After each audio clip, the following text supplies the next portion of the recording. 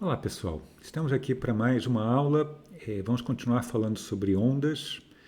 Em particular, na aula de hoje, nós vamos falar sobre o princípio da superposição e algumas consequências desse princípio. E, bom, o que é esse princípio da superposição? A gente viu nas últimas aulas que as ondas elas satisfazem a chamada equação de onda. A gente viu o caso particular de uma onda unidimensional, mas, digamos, o mesmo vale para ondas em duas ou três dimensões, né? E, bom, se vocês lembrarem, a equação que a gente viu, ela aparecia lá, a derivada segunda de y com relação ao tempo e a derivada segunda de y com relação a x, né? E nessa equação, esses termos, eles não aparece nenhum termo com derivada ao quadrado ou ao cubo ou qualquer outra potência maior do que 1. Né? Ou não aparece também nenhum termo que seja produto de derivadas. Né? Então, nesse caso, a gente fala que isso é uma equação diferencial linear, que só tem termos lineares nessas derivadas. E quando isso acontece, se eu tenho duas ou mais soluções para essa equação, uma combinação linear dessas soluções também vai ser uma solução. Quer dizer, se eu tenho, por exemplo, um y1, que é a solução daquela equação, um y2, que também é a solução, se eu pego uma combinação desse tipo, onde aqui A1 e A2 são constantes, e essa combinação que eu estou chamando de y também vai ser uma solução se y1 e y2 são soluções. Tá? Então, isso que é o princípio da superposição, que vale no caso das ondas. Né? Então, vamos ver explicitamente que isso é verdade. Né? Então, lembrando, a nossa equação de onda, ela tinha essa forma.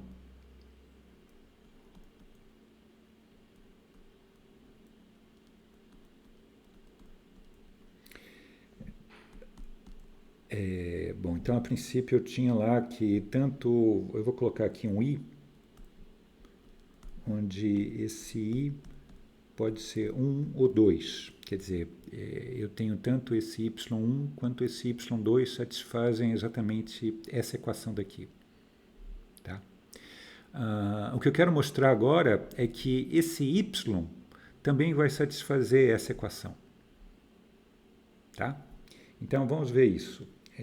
Então, eu vou pegar primeiro, eu vou pegar os termos em separado, 1 sobre v quadrado da derivada daquele meu y,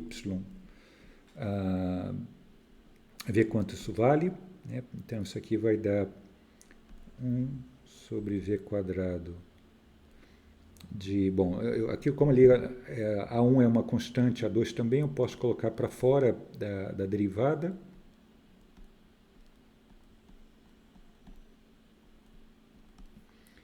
Depois vai ter mais esse termo.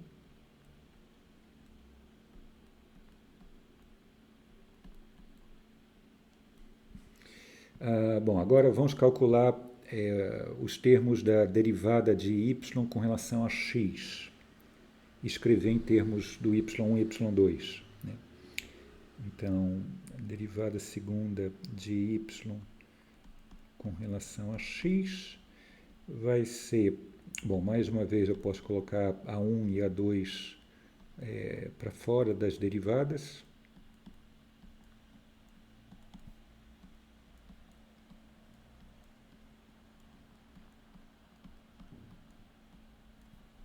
Ok?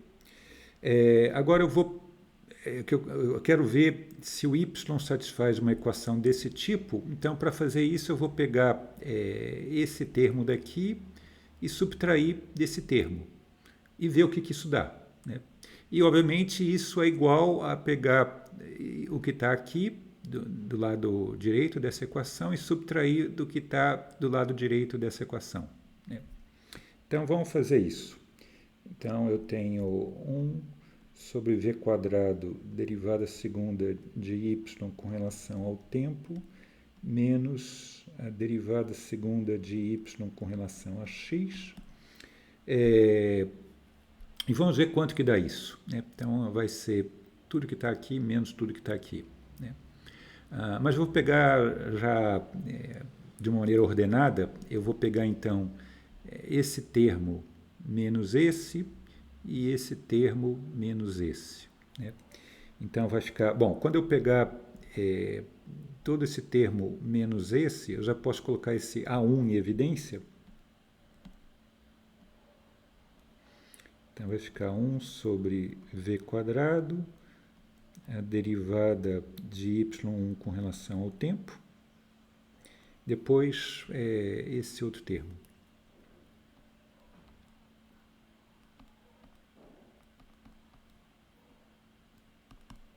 Agora, então a gente vai pegar esse termo aqui com esse 1 sobre v quadrado na frente, menos esse.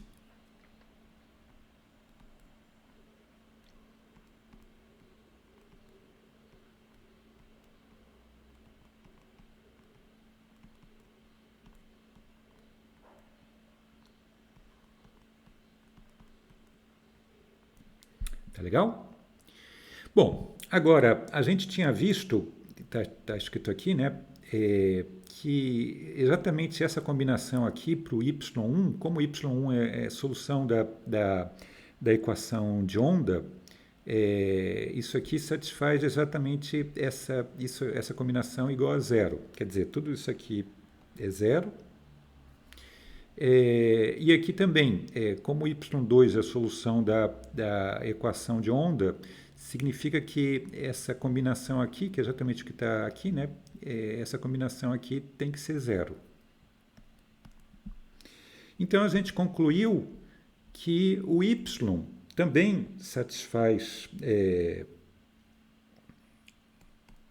a equação de onda, né? Quer dizer, porque tudo isso aqui é zero. Então, a gente tem que o y também é uma solução da equação de onda, né? Como eu havia dito.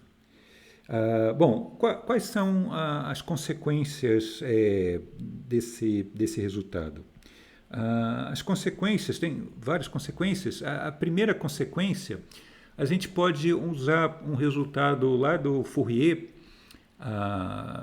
que mostrou que uma função arbitrária, digamos, de x e t, satisfazendo determinadas condições, eu não vou entrar aqui em detalhes, mas, em geral, uma determinada função, ela pode ser, em geral, escrita como uma soma infinita de senos ou de cossenos, né? Isso é o que a gente chama de série de Fourier, né? Então, em particular, a gente viu na aula passada que aquela que a gente chamou da onda harmônica, que é uma onda escrita em termos de cossenos, ela satisfazia a equação da onda, né?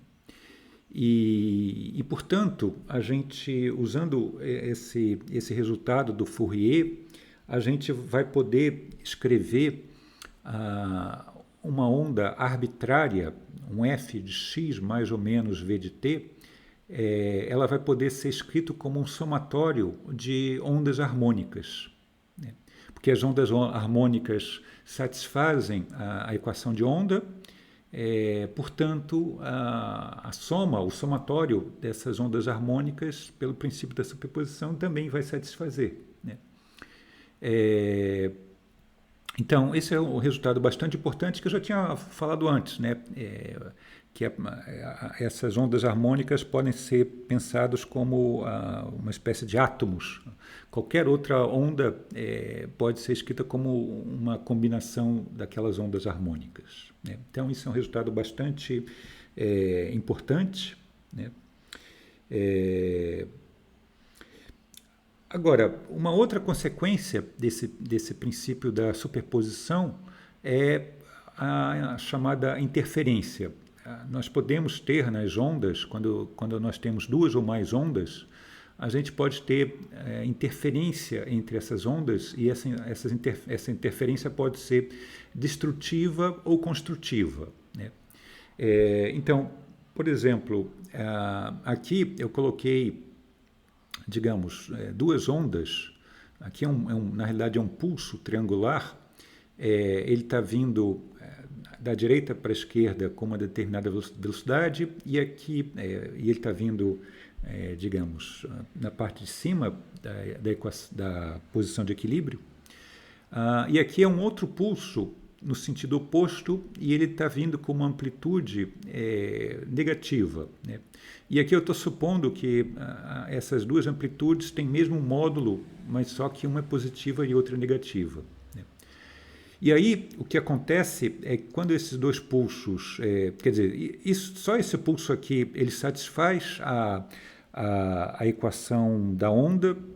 Esse pulso, por outro lado, esse outro pulso que está na esquerda também satisfaz. Então, a soma desses dois pulsos também vai satisfazer pelo princípio da superposição. E você pode ter uma situação quando esses dois pulsos estiverem exatamente na mesma posição, como a amplitude de um é o negativo da amplitude de outro, quando você somar, pegar a combinação dessas duas soluções, essas duas soluções vão se digamos, cancelar e aí, enquanto elas estiverem na mesma posição, digamos, os dois pulsos vão desaparecer, né? E depois depois dessa, digamos, colisão entre eles, né, eles vão reaparecer e vão continuar viajando como se o outro pulso não tivesse existido, né? Então, isso aqui, pelo fato de você ter, digamos, pelo menos momentaneamente a onda desaparecendo, você tendo pelo menos um cancelamento parcial ou total, quando você tem uma situação como essa, a gente fala que tem uma interferência destrutiva, né? Mas eu posso ter também uma situação oposta, né? Quer dizer, eu poderia ter os dois pulsos vindo por cima da posição de equilíbrio, né? E se eles tiverem a mesma amplitude, quando eles estiverem exatamente na mesma posição, essa amplitude vai se somar, eu vou ter aqui uma onda, um pulso triangular com o dobro da amplitude, né? Numa situação como essa, a gente tem o que a gente chama de uma interferência construtiva, né? Porque me resulta uma onda com uma amplitude maior do que as ondas originais, né? Bom, depois elas vão continuar na trajetória delas, né? Mas digamos, aqui como a onda resultante ela tem uma amplitude maior do que as ondas iniciais, então numa situação como essa, a gente tem o que a gente chama de uma interferência construtiva, tá? Bom, aqui um exemplo, eu dei um exemplo assim bem simples, né? Mas vamos ver isso em termos mais práticos e, em particular, vamos usar, quer dizer, como a gente falou, aquelas ondas harmônicas são como se fossem átomos. A gente pode construir todas as ondas em termos de uma combinação de ondas harmônicas. Então, vamos ver esse tipo dessas interferências construtivas e destrutivas usando ondas harmônicas, né? Então, eu vou, primeiramente, analisar a situação, o caso particular, quando eu tenho duas ondas harmônicas que têm a mesma frequência numa corda, tá? Então, aqui seria essa situação, né? eu tenho... E aqui eu estou também considerando não só que elas têm a mesma frequência, quer dizer, você vê aqui que eu tenho... Aqui eu escrevi em termos de ômega, né? Aqui é a frequência angular, mas se tem a mesma frequência angular, significa que tem a mesma frequência, né? Então vocês veem aqui que essas duas ondas têm exatamente a mesma frequência ômega, e aqui, por simplicidade, eu também considerei que as duas têm a mesma amplitude. Eu poderia considerar amplitudes diferentes, mas isso não importa, né? A única diferença entre essas duas ondas é que essa diferença aqui da fase, né? Nessa onda Y1 tem uma fase inicial Δ1 e na onda Y2 tem uma fase inicial Δ2. Tá? Vamos ver então o que acontece numa situação como essa, né? Duas ondas de mesma frequência, mesma amplitude, a única diferença é que tem essa fase inicial de diferença. Tá legal? Então, como a gente já tinha falado antes, se y1 e y2 são soluções da equação de onda, a soma dessas duas soluções também é uma onda, né? Quer dizer, então vamos ver como é que vai ser a forma dessa onda, que é a soma dessas duas ondas. Tá? Então eu vou ter que o meu y vai ser a soma de y1 e y2, quer dizer, vai ser a soma desses dois cossenos,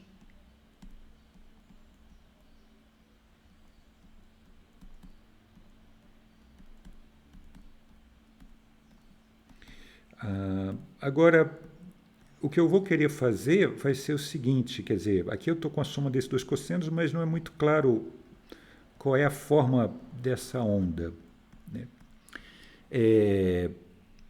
Eu vou querer combinar esses dois cossenos e tentar ver se eu consigo fazer uma nova onda harmônica, né? Então, para fazer isso, eu vou usar a seguinte identidade trigonométrica, né? Não sei se vocês conhecem essa identidade. Então, quando eu tenho um cosseno de um alfa mais um cosseno de um beta, onde alfa e beta são arbitrários, a gente tem a seguinte identidade. Isso aqui vai ser 2 vezes o cosseno de 1/2 da diferença de alfa menos beta, multiplicado pelo cosseno de 1/2 da soma de alfa mais beta. Tá?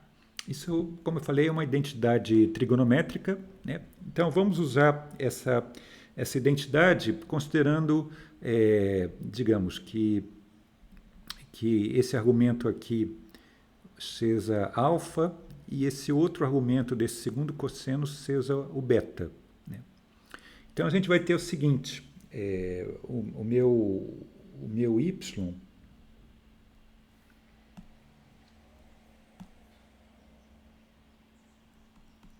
ele vai poder ser escrito da seguinte maneira. Bom, eu posso colocar esse A em evidência, então vai ficar 2 vezes A cosseno. Então, eu vou ter 1/2 da diferença desse argumento com esse argumento, né? Quando eu pegar a diferença entre esses dois argumentos, o que vai acontecer? Esse kx vai cancelar com esse kx, esse ômega-t vai cancelar com esse ômega-t, e vai sobrar só 1/2 de Δ1 menos Δ2, né? Então vai ficar aqui 1/2 de Δ1 menos Δ2. E aí depois eu vou ter cosseno, aí eu vou pegar a soma, 1/2 da soma dos argumentos, né? Então, quando eu fizer isso, eu vou ter esse kx somado com esse kx, né? Então, vai me dar 2kx, que com meio, o 2 cancela com meio, eu já vou tirar isso daqui, né? Então, eu vou ficar com um termo que é kx. Depois eu vou ter esse menos ômega, que soma com menos ômega, vai dar menos 2 ômega. O 2 vai cancelar com meio, vai ficar só menos ômega. E depois eu vou ter esse delta 1 mais, aqui é delta 2, tá? Aqui esse 2 está um pouco... então vai ficar delta 1 mais delta 2, 1 meio disso.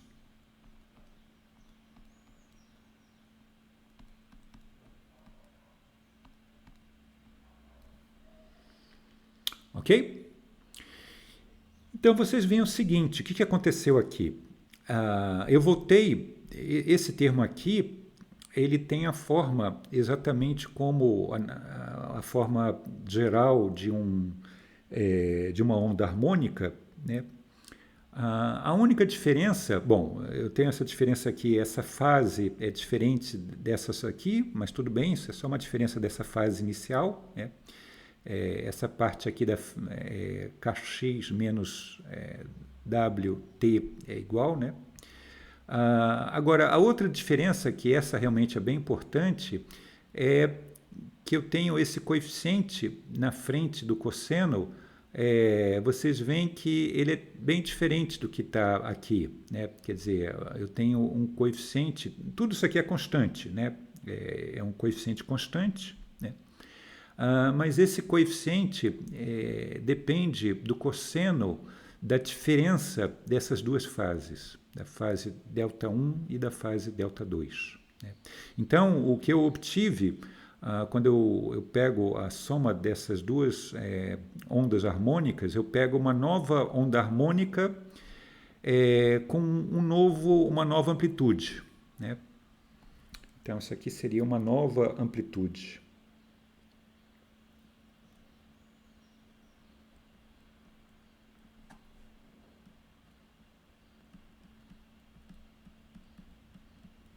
Então, nós pegamos uma onda harmônica que tem a mesma frequência angular, ômega, o mesmo K, né? A única diferença é essa amplitude e, bom, e essa fase daqui. Né? Agora, qual é a consequência disso? Então, a consequência disso, como a gente vai ver, depende dessa diferença dessas fases. A gente vai poder ter tanto uma interferência construtiva quanto uma interferência destrutiva, como a gente vai ver agora. Né? Então, digamos que eu vou chamar esse delta 1 menos delta 2, eu chamo isso de delta 1, 2. Né? Então, isso aqui, por definição, é a diferença delta 1 menos delta 2. Tá? Então, a gente vai ter o seguinte. Primeira situação. Se esse delta 1, 2 for 2mπ, onde m é um número inteiro, quer dizer, se eu tenho aqui, como aqui está 2m, isso significa que é um número par.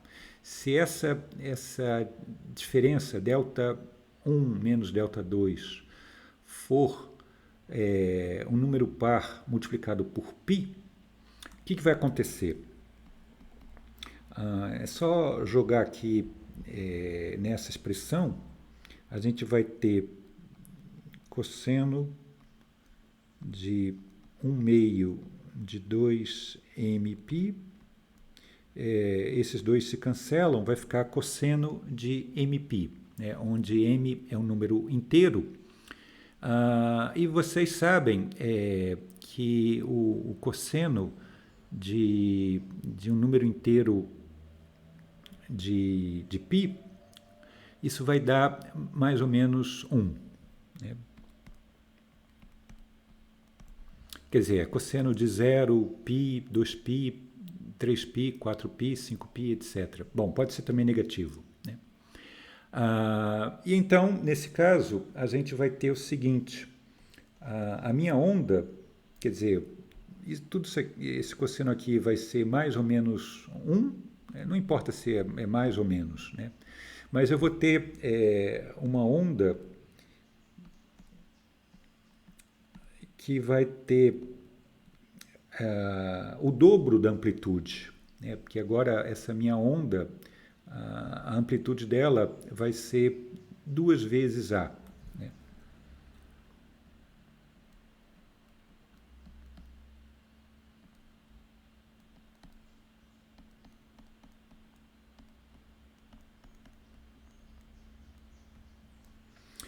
E como a gente viu antes, quando a gente tem uma situação como essa, que a soma de duas ondas me dá uma onda com uma amplitude maior, isso é o que a gente chamou de uma interferência construtiva, né? Então, isso aqui é interferência construtiva, né? Agora, por outro lado, a gente poderia ter a seguinte situação, digamos que aquela diferença delta1 menos delta2 fosse um número ímpar multiplicado por π, né? O que vai acontecer nesse caso? Então, digamos que seja 2m mais 1, que é um número ímpar, multiplicado por π, onde m, a princípio, é qualquer número inteiro. Bom, nesse caso, cosseno de 1/2 de um número ímpar de π, isso é o quê? Isso é zero, né? Isso corresponde a você pegar π sobre 2, 3π sobre 2, 5π sobre 2, ou também no negativo, né? Menos π sobre 2, menos 3π sobre 2, e assim por diante, isso é sempre zero. Portanto, nesse caso, nesse outro caso, a gente teria, bom, se esse cosseno aqui é zero, bom, o y é zero, né? A gente, bom, desaparece a onda, desaparece totalmente a onda, né? E aí, numa situação como essa, a gente tem uma interferência destrutiva.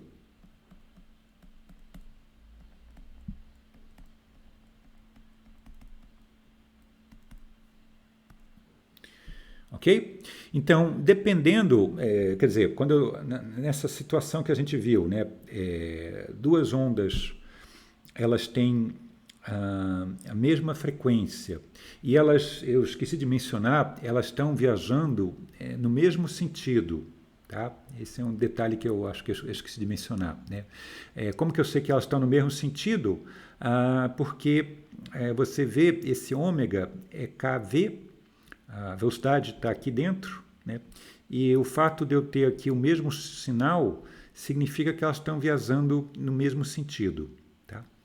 Então, quando eu tenho duas ondas se propagando com a mesma frequência e as duas estão no mesmo sentido, dependendo da diferença dessas duas fases, eu posso ter as duas situações. Eu posso ter tanto quer dizer, a princípio vai me dar uma onda resultante que também vai ser uma onda harmônica com o mesmo K e o mesmo ômega, né?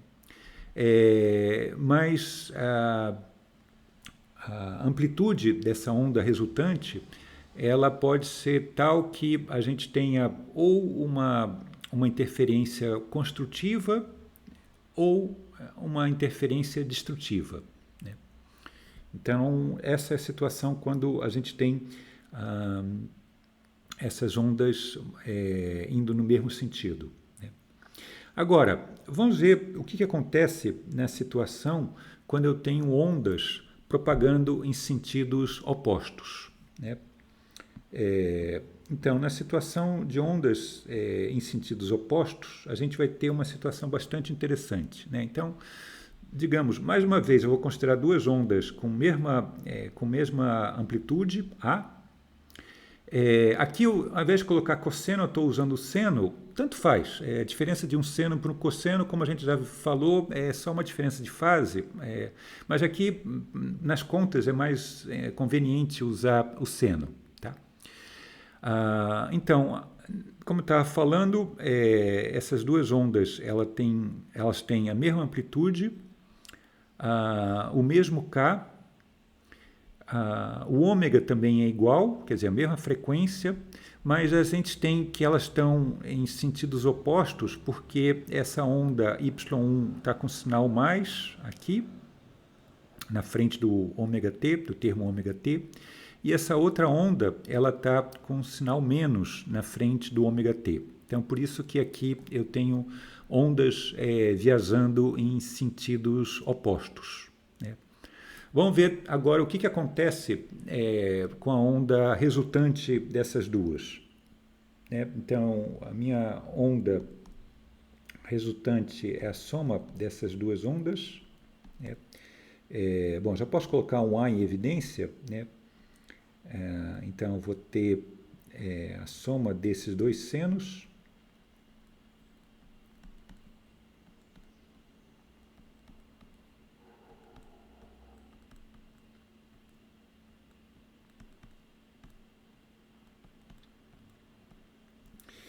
E, bom, como antes, eu vou querer juntar, tentar escrever a soma desses dois senos como um termo só. Tentar ver se eu consigo escrever isso como uma onda harmônica. Bom, a gente vai, como vocês vão ver, a gente vai ter aqui uma situação diferente do caso anterior. Mas, digamos, aqui eu vou usar a seguinte identidade. Então, tem essa outra identidade trigonométrica, seno de um alfa qualquer mais seno de um beta qualquer. A gente pode, essa soma daqui, ela pode ser escrita como 2 vezes cosseno de 1/2 da subtração multiplicado pelo seno de 1/2 da soma desses argumentos. Tá? Isso é uma identidade trigonométrica. Então, vamos aplicar, usar essa identidade nessa combinação aqui de senos. O que isso vai dar? Então, o y, ele vai ter, esse fator de 2 multiplicado por a.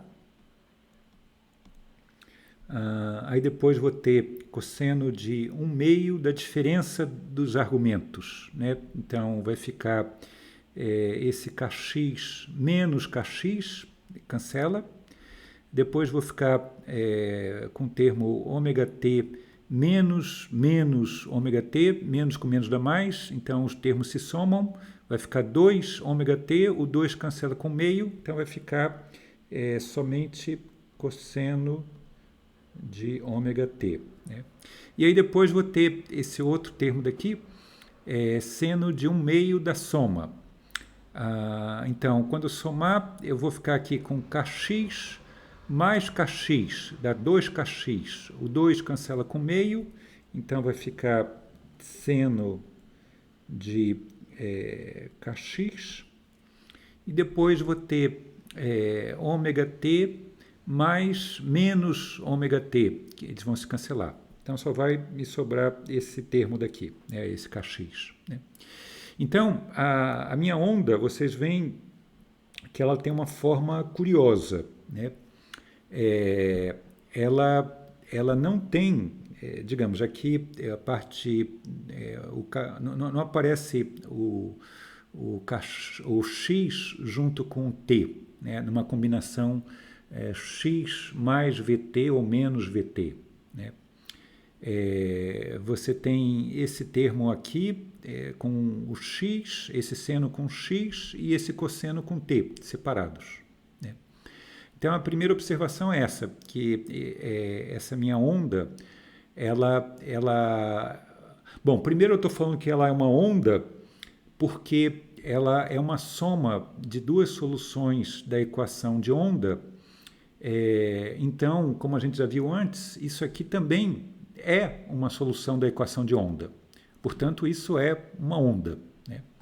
Mas só que, e bom, vocês podem até, se não acreditam, podem realmente coloca lá naquela equação e vê que ela satisfaz exatamente aquela equação, tá? Agora, ela é uma onda que ela não tem a forma, ela não é da forma uma função de x mais ou menos vt.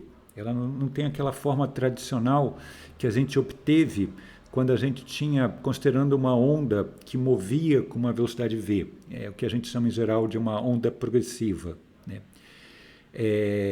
Então, isso aqui não é como ele não tem essa forma daqui.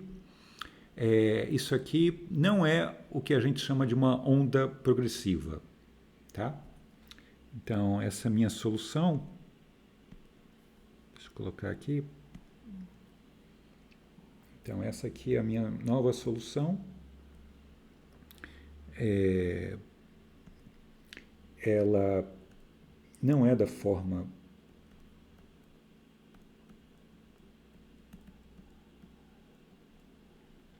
f de x mais ou menos vt. Então, ela não é uma onda progressiva.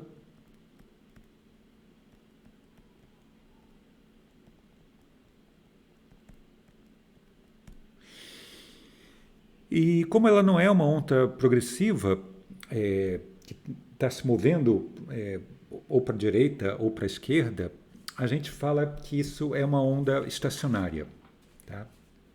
Então, essa onda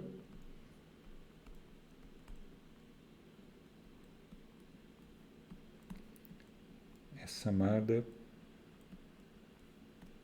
de onda estacionária.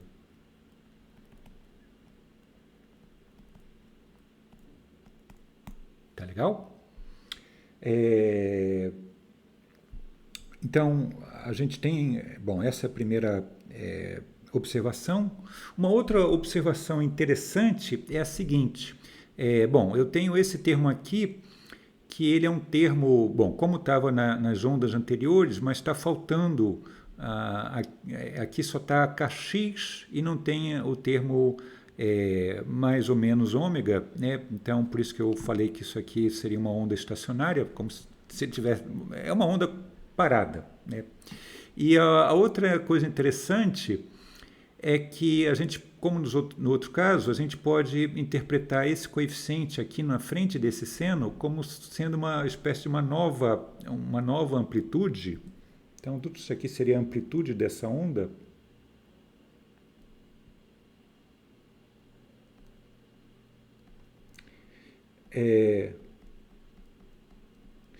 E essa amplitude, diferente dos casos anteriores, você vê que ela tem uma dependência temporal, né? Ela muda com o tempo, a amplitude, né?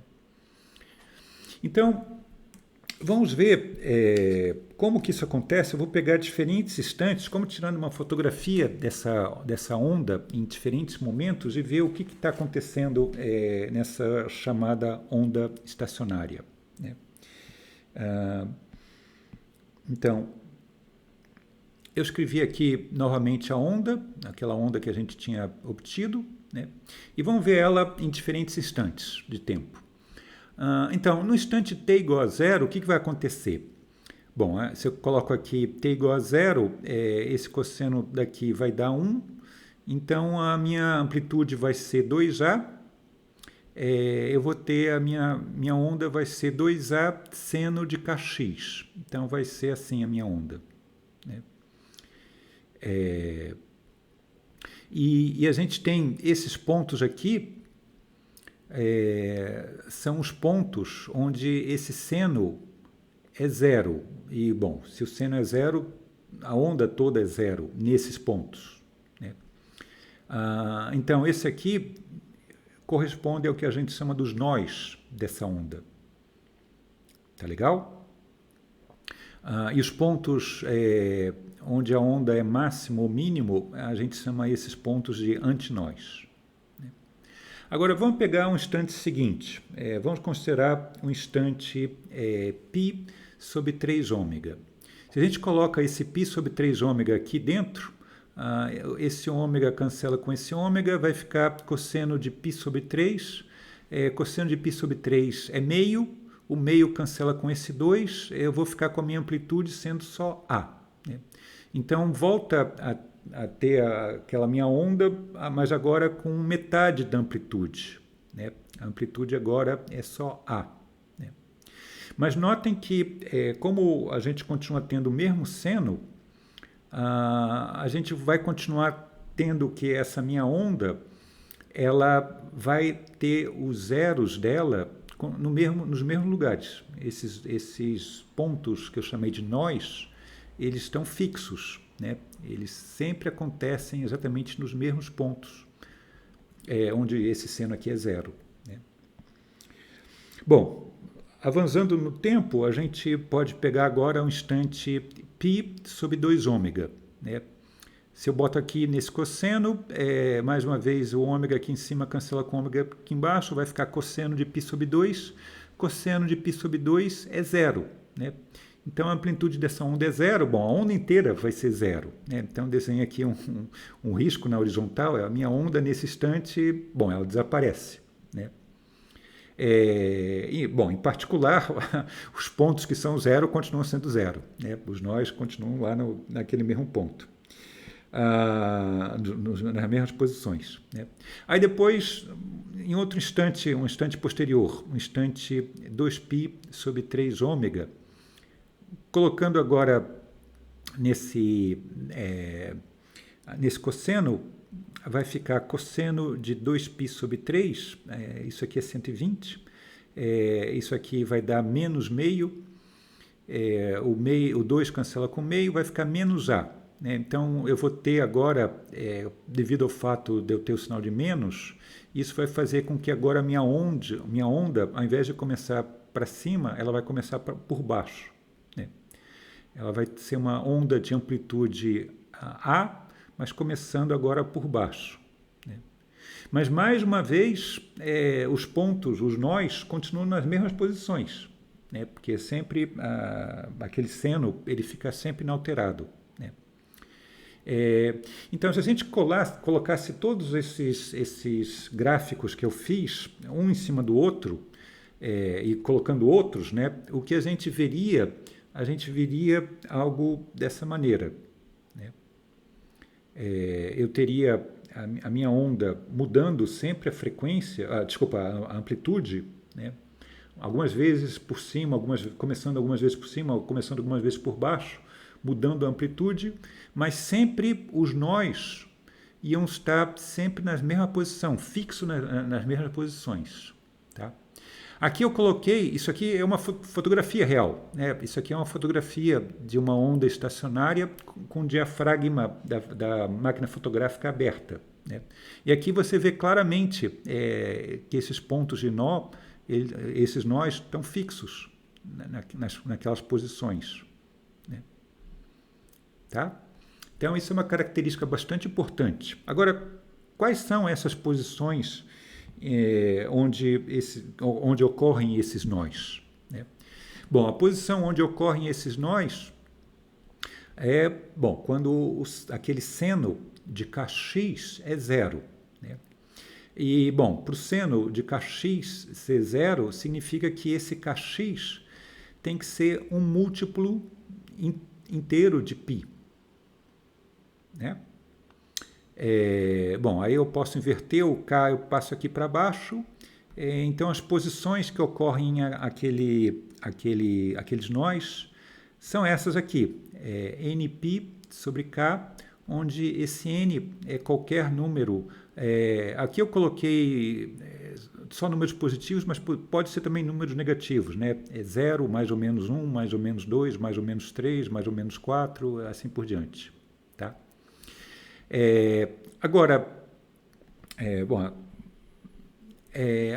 a gente, se vocês lembrarem o que a gente falou algumas aulas atrás, a gente tinha lá que o comprimento de onda ele podia ser escrito como 2π sobre k. Tá legal? Se a gente compara esse resultado com esse aqui de cima, a gente pode reescrever essa posição dos nós em termos de comprimentos de onda, né? Quer dizer, eu posso colocar aqui, digamos, essa combinação π sobre k, ele corresponde a meio comprimento de onda, né? Então, a posição dos nós é um número inteiro multiplicado por meio comprimento de onda, né? E você pode ver isso de maneira bem clara, por exemplo, aqui, né? O que é um comprimento de onda? Um comprimento de onda é você sair aqui dessa posição e voltar nessa posição, né? Subindo, né? Então, tudo isso aqui é um comprimento de onda e você vê que desse nó para esse é metade do comprimento de onda e desse nó para esse é mais uma metade, né? Então, daqui fica mais claro isso, que a distância entre os nós é meio comprimento de onda. Ok? Bom, então, o que a gente viu aqui, eu falei, quer dizer, a gente viu essas duas situações quando eu tenho ondas em sentidos, no mesmo sentido, você não teria essas ondas estacionárias, mas quando você tem ondas viajando em sentidos opostos, com mesmo K e mesma frequência, mas estão viajando em sentidos opostos, a gente viu que eu tenho a formação dessas ondas estacionárias. E o que a gente vai ver na próxima aula é como que a gente tem isso na prática, né? A gente vai ver que esse tipo de onda estacionária, elas aparecem, por exemplo, nas cordas de instrumentos como violão. Então, a gente, com as extremidades fixas, as duas extremidades fixas. Tá? Então, a gente vai ver isso na próxima aula, né?